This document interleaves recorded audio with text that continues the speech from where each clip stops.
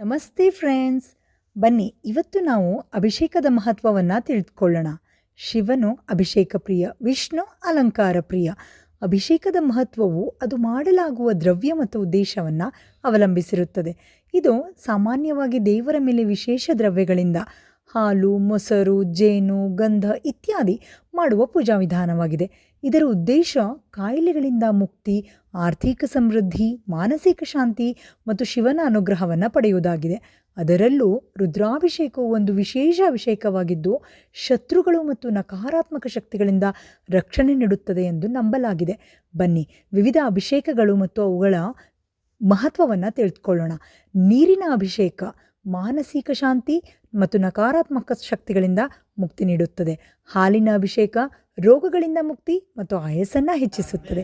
ತುಪ್ಪದ ಅಭಿಷೇಕ ಮೋಕ್ಷವನ್ನು ನೀಡುತ್ತದೆ ಮತ್ತು ದೈವಿಕ ಅನುಗ್ರಹವನ್ನು ತರುತ್ತದೆ. ಜೇನುತುಪ್ಪದ ಅಭಿಷೇಕ ಹಣದ ಸಮಸ್ಯೆಯನ್ನು ಪರಿಹರಿಸುತ್ತದೆ.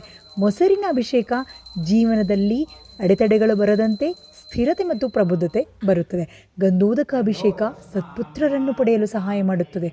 ರುದ್ರಾಕ್ಷ ಜಲ ಅಭಿಷೇಕ ಸಕಲ ಸಂಪತ್ತನ್ನು ತರುತ್ತದೆ.